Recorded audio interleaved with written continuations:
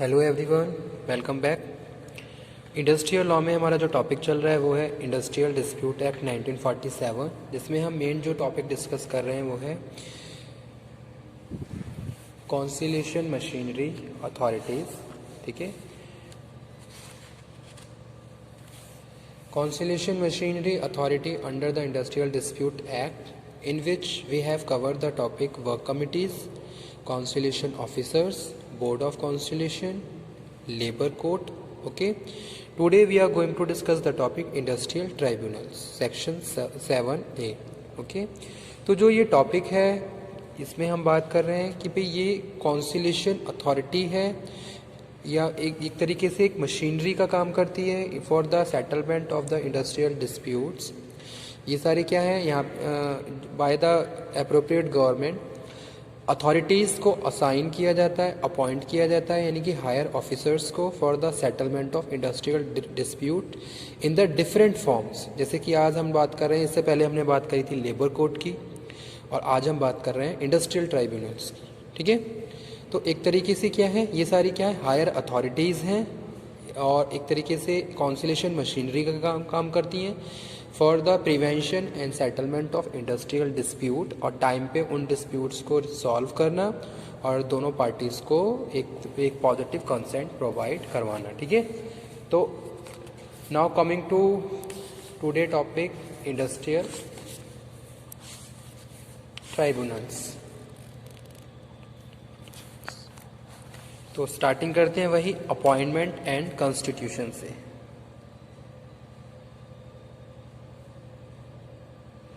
Appointment and constitution.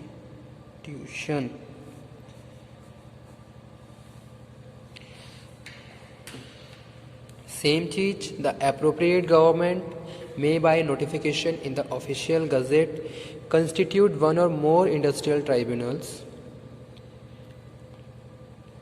for the adjudications of industrial dispute relating to the any matter whether specified in the second schedule or third schedule for performing such other functions as may be assigned to under this act। ठीक है, यानी कि एक तरीके से क्या है, जो अप्रोप्रिएट गवर्नमेंट है वो क्या करती है, इसको कंस्टिट्यूट करती है bye there official notifications for the settlements of industrial disputes, ताकि इंडस्ट्रियल डिस्प्यूट को प्रिवेंट किया जाए, सेटल किया जाए।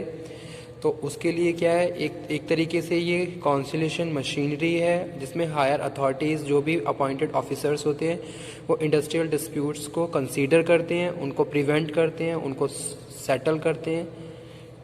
ओके, और कुछ अदर स्पेसिफाइड फंक्शंस भी होते हैं जो इनको असाइन किए जाते हैं। ठीक है, द एप्रोप्रिएट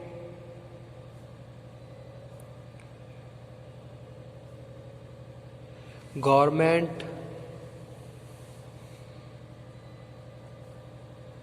में bye notification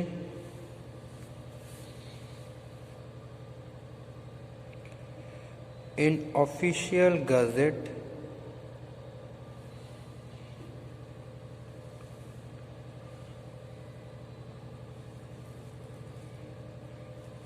constitute one or more industrial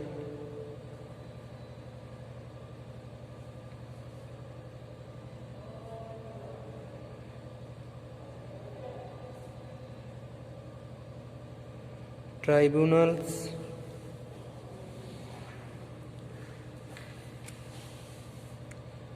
for adjudication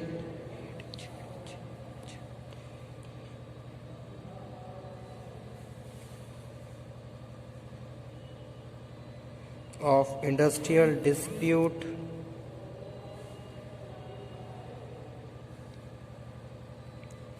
relating to any matter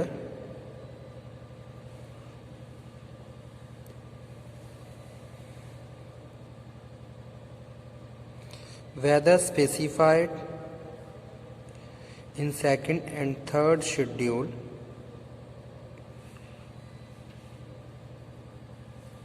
and performing such other functions, जो भी इन्हें असाइन किए जाते हैं performing such other functions as may be assigned to them under this act, ठीक है. Under the provisions of section 7A, following matters come within the jurisdictions of industrial tribunals. तो कौन कौन से मैटर्स कंसीडर किए जाते हैं इंडस्ट्रियल ट्राइब्यूनल्स में? Okay,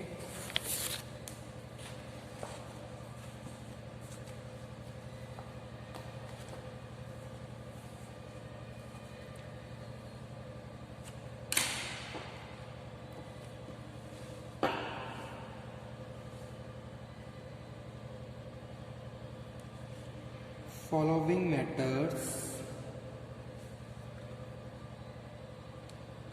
come within jurisdictions of industrial dispute, industrial tribunal. So first matter is wage including period and mode of payment. ठीक है, तो जो फर्स्ट मैटर है वो रिलेटेड है वेजेस से.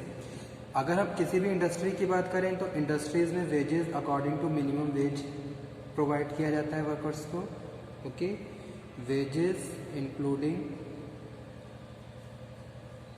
द पीरियड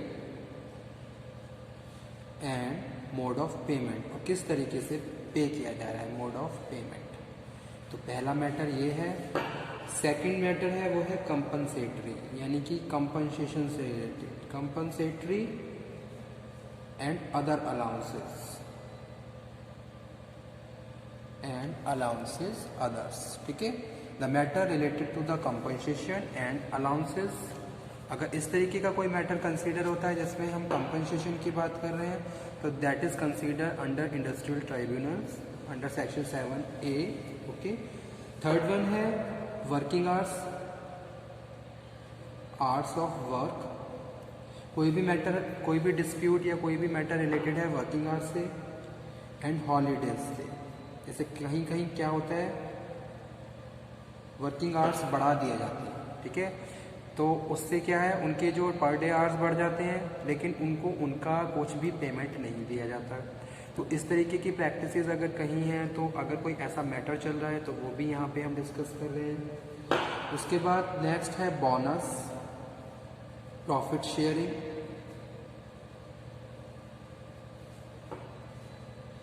प्रोविडेंट फंड और ग्रेजुटी.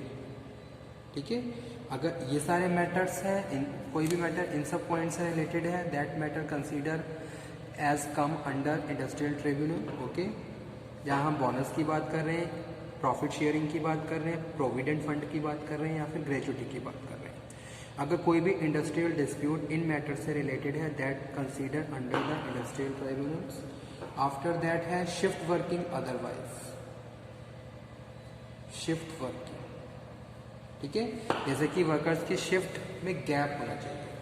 ओके, तो एक तरीके से आपने देखा होगा, अगर हम शिफ्ट वाइज फैक्ट्री अपनी चलाना चाहते हैं तो सबसे पहले तो हमें क्या है, फैक्ट्री चीफ इंस्पेक्टर से परमिशन लेनी होती है. उसके बाद कहीं जाके हम अपनी फैक्ट्री को शिफ्ट वाइज रन करने होते हैं. उसके लिए कुछ प्रिस्क्राइब फॉर्म्स भी भरने होते हैं, कुछ फॉर्मेलिटीज़ को पूरा करना होता है. ठीक है, तो shift working otherwise then accordance with the standing order. उसके बाद है rules of discipline. Rules of discipline, कोई मैटर इससे रिलेटेड है. उसके बाद नेक्स्ट है रीट्रेंचमेंट ऑफ वर्कमैन. उसके बाद है क्लोजर ऑफ एस्टेब्लिशमेंट. अगर कोई भी एस्टेब्लिशमेंट बंद हो रही है तो उससे रिलेटेड कोई मैटर और कोई डिस्प्यूट. तो इस तरीके के जितने भी डिस्प्यूट्स हैं जो इन मैटर से रिलेटेड हैं, that come under the industrial tribunals. ठीक है, उसके बाद क्या क्या क्वालिफिकेशन होती है वो हम डिस्कस कर रहे हैं कि भी कितनी क्वालिफिकेशन रिक्वायर्ड है। जो अथॉरिटीज़ हमने अपॉइंट करी हैं अंडर द इंडस्ट्रियल ट्राइब्यूनल, तो उनके पास उनको कौन सी क्वालिफिकेशन, कितनी क्वालिफिकेशन पजेस करनी पड़ती है, ठीक है।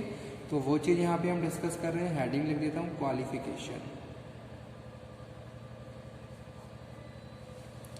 The tribunal shall consist of one person only to be appointed by the appropriate government. और जो भी पर्सन हमने अपॉइंट किया है उसकी क्या क्वालिफिकेशन है? The appropriate government may if it so think fit appoint 2 person. अगर उन्हें जैसा भी सही लगता है तो वो 2 लोगों को अपॉइंट करते हैं as assessor to advise the tribunal, ठीक है। एक तो क्या होगा, ऑथराइज पर्सन होगा, 2 उनके क्या होंगे, अदर कुछ लोग आपने असाइन किए हैं फॉर द असिस्टेंस के लिए, to advise the tribunal in the proceeding before its section 7 subsection 4। A person shall not be qualified for the appointment as preceding officer the tribunal unless, तो उनके पास क्या क्या क्वालिफिकेशन होनी चाहिए? He has been judge of high court, unless he is or has been judge of high court, okay.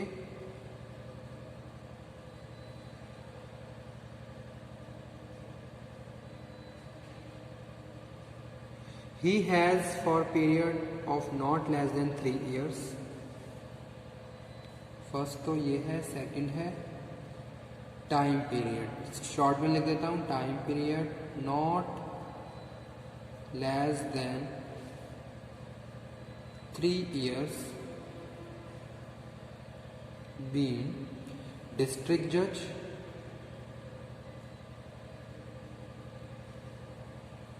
or an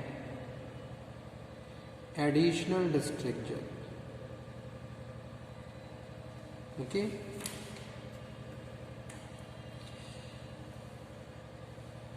The presiding officers of a tribunal shall be deemed to be public servant, shall be deemed to public servant, वो एक public servant की तरह deem किया जाएगा।